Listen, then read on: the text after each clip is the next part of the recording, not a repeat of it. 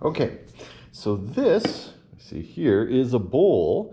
I made this bowl in maple. I call it the tautochrone bowl. It is the shape of a tautochrone. So if I took a cross section of this, it would be, Isaac Newton's tautochrone.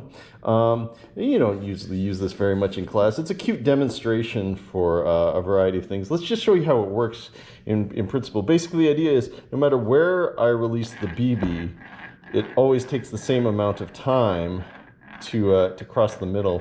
This took quite a bit of sanding, so we 3D printed it and then sanded it down with several different types of sandpaper until we got to, I think it was 2,200 grit. And then we wiped it down with acetone to make it even smoother.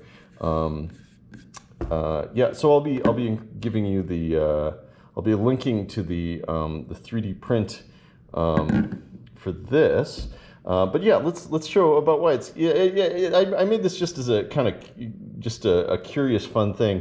But one fun thing you can do is you can release a ball, and then you can release a different ball, and they won't hit each other because the period is always the same. It always takes the same amount of time to go down through the middle.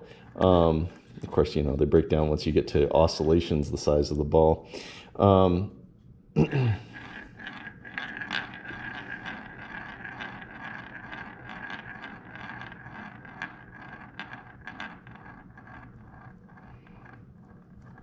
The sound we're hearing is, of course, the deformations and vibrations caused by the BBs bouncing around inside this.